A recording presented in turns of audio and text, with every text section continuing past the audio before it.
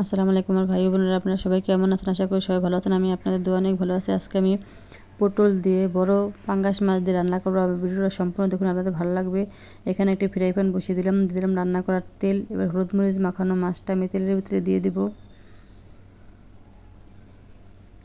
আমার মাছটা কিন্তু 4 কিলো ওজনের পাঙ্গাস মাছ। সাইজটা দেখলে আপনারা বুঝতে পারবেন, মাছের সাইজটা কিন্তু অনেক বড়।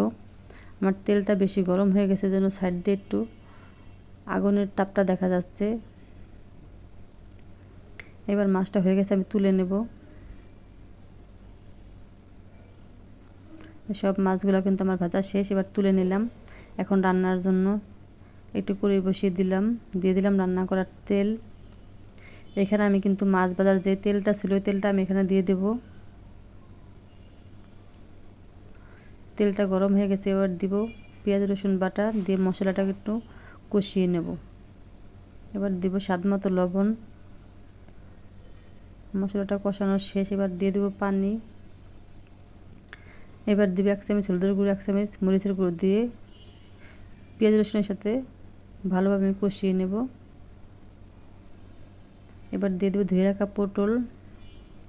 হালকাভাবে একটু নাড়া দিয়ে দেবো যেন নিচে লেগে না যায়। ঢাকনা দিয়ে ঢেকে দেব। আমি কিন্তু এখনও কোনো পানি অ্যাড করিনি। পটল থেকে যে পানি বেরিয়েছে ওটা দিয়ে কিন্তু আমি কষিয়ে নিতেছি। এবার আমি অল্প পানি দিয়ে দেব।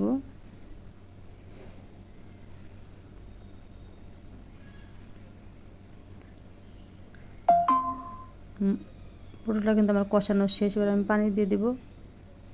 ভাই বোনটা আমার রান্নাটা যদি আপনাদের ভালো লাগে লাইক দিয়ে সাবস্ক্রাইব করে চ্যানেলটার সাথে থাকুন ভিন্ন ভিন্ন রান্না দেখার জন্য।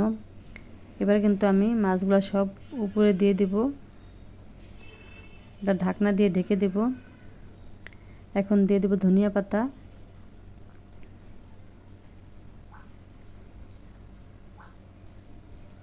পটল দিয়ে পাঙ্গাস মাছটা কিন্তু আমার রান্না করা শেষ। এবার আমি নামিয়ে নেব।